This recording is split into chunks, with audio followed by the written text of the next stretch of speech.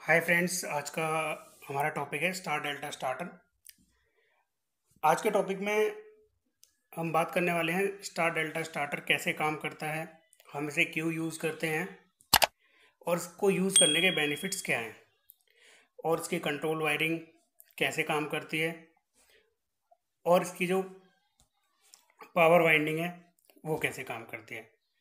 आज हम इन सारे पॉइंट्स को कवर करेंगे अपनी वीडियो के अंदर। तो ज़्यादा देर ना करते हुए हम अपनी वीडियो स्टार्ट करते हैं। सबसे पहले हम बात करते हैं स्टार डेल्टा स्टार्टर होता क्या है। तो फ्रेंड्स, स्टार डेल्टा स्टार्टर एक बहुत ही कॉमनली मेथड है जो यूज़ किया जाता है 3 फेज़ इंडक्शन मोटर के लिए। स्टार डेल्टा स्टार्टर में हमारा जो कनेक्शन है वो स्टार्टिंग में मोटर स्टार कनेक्शन पे चलती है, उसके बाद कुछ टाइम पीरियड के बाद वो डेल्टा में कन्वर्ट हो जाती है। और ऐसा हम इसलिए करते हैं ताकि हमारी जो मोटर है उसके थ्रू स्टार्टिंग में जो करंट ले रही है वो उसको कम ले सके, वोल्टेज रिड्यूस करके। एक स्टार डेल्टा स्टार्टर स्टार्टिंग में, जैसे कि मैंने बताया, कि वो स्टार कनेक्टेड वाइंडिंग के साथ चलेगा और जब वो अपनी 80% स्पीड को रीच कर लेगा उसके बाद वो डेल्टा के लिए कन्वर्ट होगा। इसके लिए हम टाइमर यूज़ करते हैं, मैं आगे इसके बारे में आपको बता देता हूँ। अब फ्रेंड्स देख लेते हैं कि हमारा स्टार डेल्टा स्टार्टर दिखता कैसा है। तो फ्रेंड्स, एक्चुअल में जो हमारा स्टार डेल्टा स्टार्टर है वो कुछ इस टाइप का दिखता है। आप देख रहे होंगे यहाँ पे 3 कॉन्टैक्टर लगे हुए हैं। इन 3 कॉन्टैक्टर्स में हमारा एक स्टार कॉन्टैक्टर होता है, एक डेल्टा और एक मेन। जैसा कि आप यहाँ देख पा रहे हैं, हमारा ये वाला कॉन्टैक्टर जो है ये स्टार कॉन्टैक्टर है, देन ये हमारा डेल्टा एंड ये मेन। तो इस तरह हमारे 3 कॉन्टैक्टर होते हैं और बाकी इसमें रिले वगैरह काफ़ी ओवरलोड रिले होती हैं, पुश बटन्स हैं एंड हमारे एमसीबी हैं, ये सारी चीज़ें होती हैं इसके अंदर। अब सबसे पहले हम इसकी कंट्रोल वायरिंग समझ लेते हैं कि इसकी कंट्रोल वायरिंग कैसे काम करती है। तो फ्रेंड्स, जो हमारी कंट्रोल वायरिंग है वो कुछ इस तरह से होती है। अब मैं आपको कंट्रोल वायरिंग में यहाँ पे दिखा देता हूँ कि किस तरह से, मतलब हमारा जो कंट्रोल वायरिंग है उसमें हमारी 220 वोल्ट सप्लाई आती है, क्योंकि हमारे कॉन्टैक्टर्स उसी से होल्ड होते हैं। अब यहाँ कंट्रोल वायरिंग में हमने यहाँ जैसे कि ऊपर दिखाया गया है फ्रेंड्स, ये यहाँ पे फेज़ है और नीचे न्यूट्रल है। तो सबसे पहले हमारी जो कंट्रोल वायरिंग है यहाँ पे, ये आप देख सकते हैं, ये थर्मल ओवरलोड रिले लगी हुई है। देन इसके बाद ये स्टॉप पुश बटन है, देन स्टार्ट पुश बटन। तो इस तरह से हमारा ये सर्किट है। अभी मैं आपको बताता हूँ, सबसे पहले जब हमारे स्टार्टर में यहाँ तक सप्लाई होती है, जैसे ही हम स्टार्ट पुश बटन को ऑन करेंगे तब फिर हमारी सप्लाई, जैसे ही हमने स्टार्ट पुश बटन को ऑन किया तो हमारी सप्लाई इस पूरी रो में यहाँ से लेके यहाँ तक पहुँच चुकी है। देन ये इस चीज़ में मैं आपको एक चीज़ पहले बता देना चाहता हूँ, प्रॉपर वर्किंग, ताकि आपको समझने में इजी रहे। इसमें बेसिकली 2 चीज़ें मेन होती हैं। एक, इसको समझना इसलिए ज़रूरी है, एक तो अगर आप ये नहीं समझे तो पूरा वर्किंग में आपको बहुत ज़्यादा कन्फ्यूज़न रहने वाली है। एक एनसी और दूसरा एनओ। अगर आप एनओ और एनसी अच्छी तरह समझ गए, कौन सा हमारा पॉइंट्स एनओ है और कौन सा एनसी है, तो आपको कोई दिक्कत नहीं होगी इस पूरे जो कंट्रोल वायरिंग का डायग्राम है इसको समझने में और कैसे ये काम करता है। अब सबसे पहले हम बात कर लेते हैं कि इसमें हमारे एनओ पॉइंट्स कौन से और एनसी कौन से हैं, ताकि आपको इजी रहे समझने के लिए। फ्रेंड्स, जैसा कि आप देख सकते हैं यहाँ डायग्राम में भी शो हो रहा है, देखो स्टॉप पुश बटन है, ये टच है पूरा। तो ये जो है हमारा, ये एनसी है, ये नॉर्मली क्लोज रहता है। एनसी मतलब नॉर्मली क्लोज, एनओ मतलब नॉर्मली ओपन। हाँ, अब जो एनसी है जब उस पर कोई कमांड देंगे तो नॉर्मली तो वो क्लोज था, फिर वो ओपन हो जाएगा। और जो एनओ है नॉर्मली ओपन है, जैसे ही उस पर कमांड जाएगी वो क्लोज हो जाएगा। तो अभी आप देख सकते हैं जैसे कि स्टॉप बटन है, ये नॉर्मली क्लोज है। अब स्टार्ट बटन की बात कर लेते हैं। स्टार्ट पुश बटन हमारा नॉर्मली ओपन है। यहाँ पे देखते हैं मेन के ऑक्सिलरी कॉन्टैक्ट हैं, मेन कॉन्टैक्टर के, ये भी नॉर्मली ओपन है। ठीक है, अब यहाँ पे भी देखिए आप, यहाँ ऑक्सिलरी कॉन्टैक्ट है मेन के, तो इस जगह यहाँ पे ये नॉर्मली ओपन है। ये स्टार के ऑक्सिलरी कॉन्टैक्ट जितने भी हैं ये नॉर्मली ओपन, मतलब कि एनो। बट यहाँ पे आप देख सकते हैं डेल्टा के कॉन्टैक्ट हैं। ये क्या है, डेल्टा कॉन्टैक्ट और ये स्टार कॉन्टैक्ट। बट हमारे ऑक्सिलरी कॉन्टैक्ट एनो थे, ये एनसी हैं। ये नॉर्मली क्लोज रहेंगे, बट जैसे इनको कमांड मिलेगा ये नॉर्मली ओपन हो जाए, मतलब फिर ये ओपन हो जाएंगे।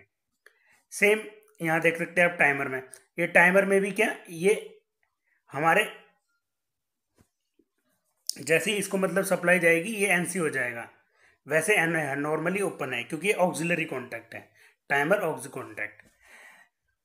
अब आप फ्रेंड्स ये समझ चुके हैं कौन सा ऑक्सिलरी है, एनसी है, और कौन सा एनओ है। मेन बेसिक चीज़ यही होती है इसमें समझने की। अगर आपको प्रॉपर ये पता है तो आपको कहीं कभी कोई कन्फ्यूज़न नहीं आएगा समझने के लिए।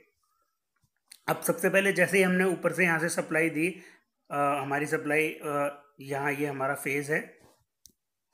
जैसे हमने यहाँ फेज़ में सप्लाई आई है, तो सबसे ओवरलोड ले रहे होते हुए जैसे हमने अपने स्टार्ट पुश बटन को ऑन किया है, तो स्टार्ट पुश बटन से हमारी सप्लाई पूरा मतलब यहाँ तक पहुँच जाएगी। इस कंप्लीट रो में आप देख सकते हैं यहाँ तक सप्लाई जैसे ही पहुँचेगी, तो सबसे पहले हमारी जो सप्लाई है वो जाएगी, क्योंकि जैसे कि मैंने आपको इसमें बताया था ऑक्सिलरी कॉन्टैक्ट नॉर्मली ओपन होते हैं। तो जैसे ही हमारी सप्लाई यहाँ सबसे पहले टाइमर में गई, यहाँ तक पहुँचने के बाद टाइमर से जैसे ही में सप्लाई जाएगी, ये हमारा एनओ है वो एनसी हो जाएगा। ये टाइमर के अकॉर्डिंग होता है कि फर्स्ट सबसे पहले स्टार कॉन्टैक्टर ही होल्ड होता है। तो जैसे ही स्टार कॉन्टैक्टर पे जाएगा, सप्लाई हमारी पहुँचे, तो स्टार कॉन्टैक्टर का यहाँ पे एनओ है इस जगह, ये देख रहे हैं आप स्टार कॉन्टैक्टर का एनओ है, तो यहाँ पे ये क्लोज हो जाएगा, ये एनसी में कन्वर्ट हो गया। तो जब ये एनसी में पहुंचा तो फिर यहाँ से हमारी सप्लाई यहाँ तक मेन कॉन्टैक्टर तक पहुंच गई।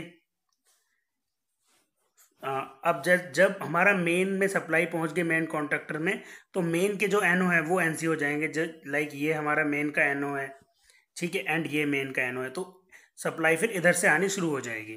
तो हमने जैसे ये सिर्फ इतना टाइम लेता है जितनी देर में हम बटन को पुश बटन को ऑन ऑफ करेंगे, सिर्फ इतने टाइम में यहाँ तक ये पहुँच जाती है।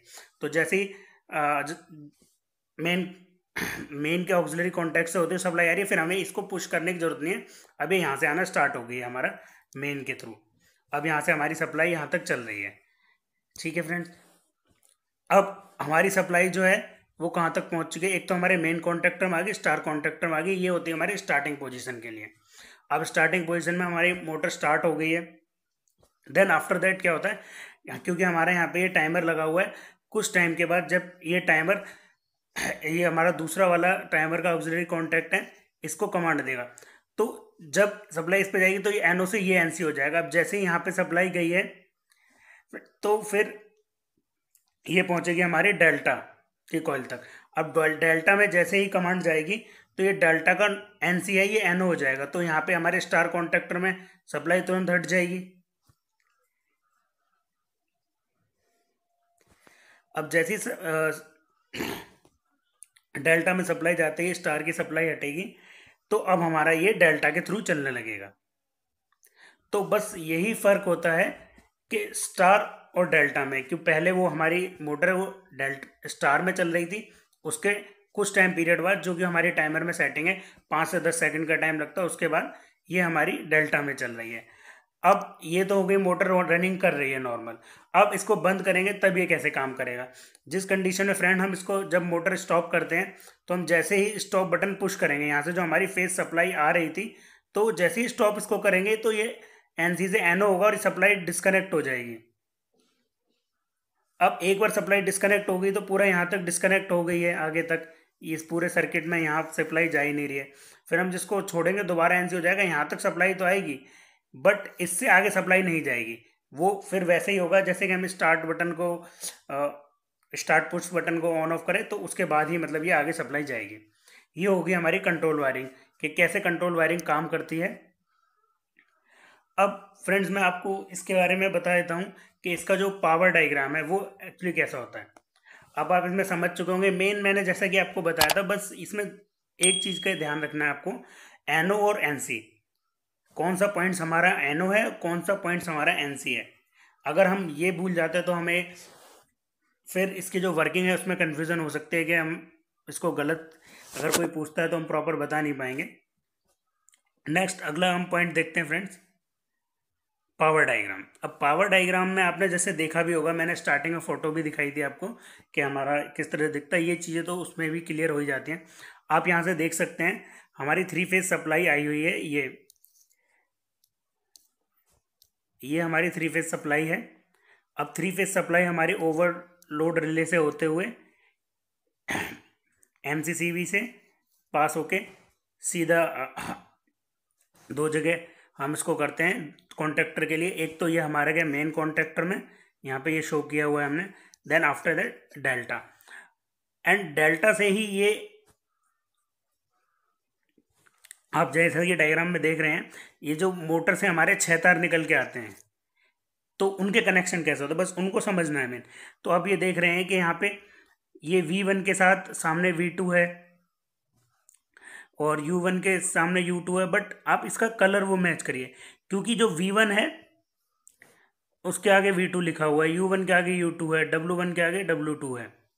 तो ये है हमारी अंदर से डायग्राम इसका कैसा होगा, जो अंदर से वाइंडिंग हमारी इसकी स्टार और डेल्टा कनेक्ट, मतलब जब डेल्टा में रहेगी तो फिर इसके थ्रू सप्लाई आएगी, और जब स्टार के थ्रू रहेगी स्टार्टिंग में तो फिर हमारा ये वाला कॉन्ट्रैक्टर होल्ड नहीं होगा। एक सेकेंड, यहाँ कुछ ज़्यादा, जब स्टार्टिंग में फ्रेंड्स हमारा ये क्या है, ये स्टार कॉन्ट्रैक्टर है, ये होल्ड रहेगा इसके थ्रू, मतलब इधर से सप्लाई हमारी आएगी और ये दूसरा एंड है, ये अपना आप देख रहे हैं ये इस तरह से कनेक्टेड है। तो स्टार में क्या होता है, स्टार में हमारा इस तरह से ही तो बनता है कि हाँ भाई ये वाइंडिंग्स हो गई और ये स्टार हमारा बना हुआ है। और डेल्टा में क्योंकि यहाँ पे देखो तीनों पॉइंट्स मिल रहे हैं तो सेम यही चीज़ होती है। और डेल्टा में क्या होता है कि हमारे जो वाइंडिंग कनेक्शन है वो कुछ इस तरह से हो जाते हैं, इस तरह से वाइंडिंग आप देख सकते हैं। तो उसमें दोनों टाइप से सप्लाई मिलती है। तो एक आप देख सकते हैं इसमें जब हमारा डेल्टा कॉन्टैक्ट होल्ड होगा तो फिर हमारा जो अंडर वाइंडिंग्स का कनेक्शन है वो कुछ इस टाइप के होंगे। तो फ्रेंड्स आज के लिए इतना ही है हमारा टॉपिक। एंड आपका कोई भी क्वेरी होती है या कुछ भी डाउट है तो प्लीज़ आप कभी भी पूछ सकते हैं। अगर आपको वीडियो अच्छी लगी है तो प्लीज़ लाइक करिए, सब्सक्राइब करिए। थैंक्स।